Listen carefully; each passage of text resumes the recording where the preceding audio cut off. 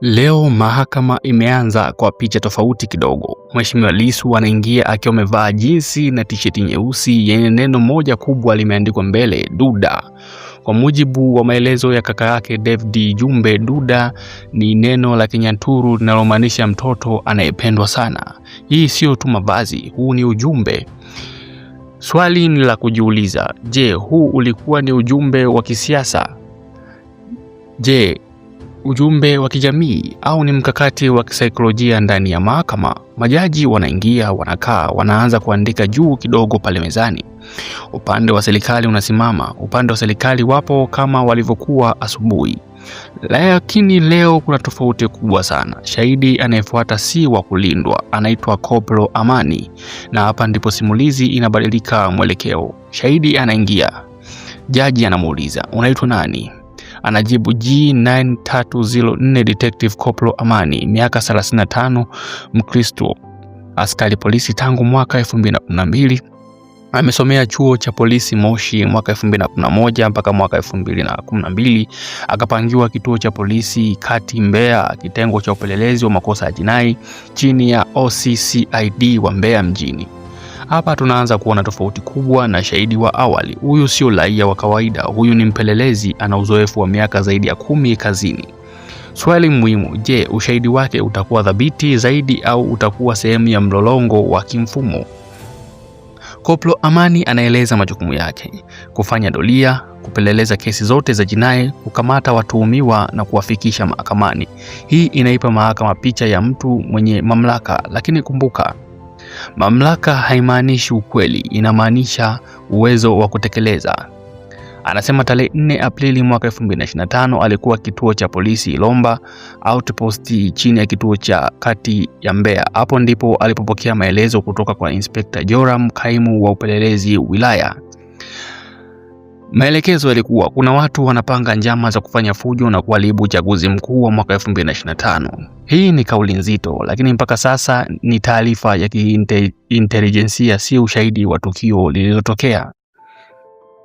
Koplo Amani analipewa nambari ya askari wa intelijensia, na hapa tunapata dirisha muhimu. Askari wa intelijensia wanajichanganya na wananchi, wengine wanakuwa bodaboda, wengine wanakuwa sehemu ya jamii. Hii ni mbinu ya undercover, lakini katika sheria intelijensia ni hatua ya awali, lazima ithibitishwe. Anaeleza walienda Isyesye, mtaa wa Mwantengule, walikutana na askari wa intelijensia, akamwonyesha mtu, watu walikuwa wengi, walipita kwa siri, kisha akaonyeshwa mtuhumiwa. Swali la kisheria hapa ni je, kulikuwa na uthibitisho wa mavazi au uthibitisho wa wazi au ilikuwa na identification ya siri tu?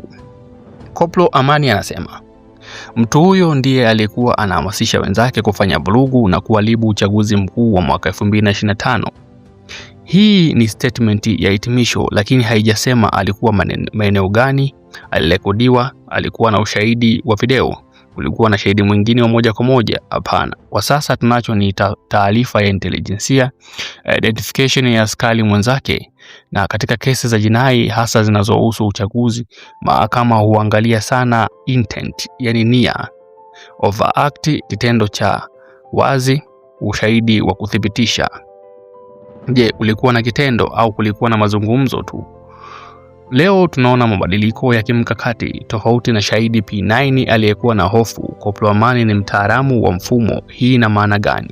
Serikali inaleta shahidi wa taasisi, inajaribu kuimarisha credibility ya kesi, inahamisha mjadala kutoka fear and confusion kwenda operation and authority. Lakini bado kuna maswali makubwa. Je, intelijensia ilifanyaje verification? Je, kulikuwa na warrant? Je, mtuhumiwa alikamatwa papo hapo? Hayo yatakuwa maswali muhimu katika cross examination. Leo tumeshuhudia vitu viwili vinavyopingana kimtazamo. Duda ni ujumbe wa kihisia, wa kijamii na wa kitamaduni. Intelijensia ya polisi, mfumo wa kiusalama wa dola. Hii kesi inaingia hatua mpya. Kutoka shahidi wa kificho aliye na mapengo, sasa tunaingia kwenye ushahidi wa kitaasisi wa polisi. Lakini kumbuka, mahakama haiangalii cheo, inaangalia uthibitisho. Swali la mwisho kwa wasikilizaji: je, ushahidi huu unaonesha maandalizi halisi ya kuvuruga uchaguzi au ni operation ya tahadhari iliyochukuliwa mapema? Okay, tuone mahojiano na wakili wa serikali alipokuwa. Wakili wa serikali alisimama na akasema kwa utulivu, upande wa serikali upo kama ulivyokuwa asubuhi. Kisha akaongeza, shahidi anayefuata si shahidi wa kulindwa, anaitwa Koplo Amani. Mlango wa pembeni unafunguliwa, shahidi anaingia kidhimbani. Jaji anauliza, unaitwa nani? Anajibu kwa sauti ya kujiamini, Koplo, naitwa G9304 Detective Koplo Amani. Nina umri wa miaka 35, dini ni Mkristo, kazi ni askari polisi. Nimeanza kazi kuanzia mwaka 2012. Kituo chake ni kituo cha polisi kati Mbeya, mkoani Mbeya. Amehitimu mafunzo ya polisi kati ya mwaka 2011 na 2012 katika kituo cha polisi Moshi. Kwa sasa yupo kitengo cha upelelezi wa makosa ya jinai chini ya ofisi ya OCCID, mkuu wa upelelezi wa wilaya. Majukumu yake ni kufanya doria, kupeleleza makosa ya jinai, kukamata watuhumiwa, kuwafikisha mahakamani. Tarehe 4 Aprili mwaka 2025, Koplo Amani anasema alikuwa katika kituo cha polisi Ilomba Outpost iliyo chini ya kituo cha mkuu Mbeya. Anapokea maelekezo kutoka kwa Inspector Joram, kaimu wa upelelezi wa wilaya. Maelekezo hayo ni kwenda Isisye, mtaa wa Mwamtengule. Taarifa zilizopokelewa zilidai kuwa kuna watu wanataka kupanga njama za kufanya vurugu na kuharibu uchaguzi mkuu wa mwaka 2025. Anapewa pia namba ya askari wa intelijensia, afisa anayejichanganya na wananchi kukusanya taarifa. Askari wa intelijensia anasema hujichanganya kama bodaboda au wafanyabiashara wa kawaida ili kupata taarifa za uhalifu. Koplo Amani anaeleza, baada ya mawasiliano walikutana Isesye. Eneo hilo kulikuwa na watu wengi, kwa tahadhari walipita kwa siri. Askari wa intelijensia akamwonyesha mtu anayedaiwa kuwa anahamasisha vurugu. Alikuwa amekaa katika kijiwe cha bodaboda pamoja na wenzake. Kwa mujibu wa ushahidi, huyu ndio alikuwa akihamasisha wenzake kufanya vurugu na kuharibu uchaguzi mkuu wa mwaka 2025. Lakini maswali yanabaki. Ni ushahidi gani mahususi uliokusanywa?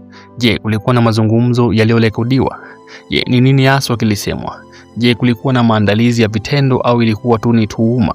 Katika mahakama ya sheria, kauli pekee haitoshi. Ushahidi thabiti unahitajika. Kesi hii inakuja katika kipindi nyeti kuelekea uchaguzi mkuu wa mwaka ule uliokuwa 2025. Mvutano wa kisiasa umeongezeka, kauli za wanasiasa zimekuwa zikichambuliwa kwa makini, na kwa upande wa serikali suala ni usalama wa taifa na utulivu wa uchaguzi. Kwa upande wa watetezi, hoja kuu ni haki ya kujieleza na uhuru wa kisiasa.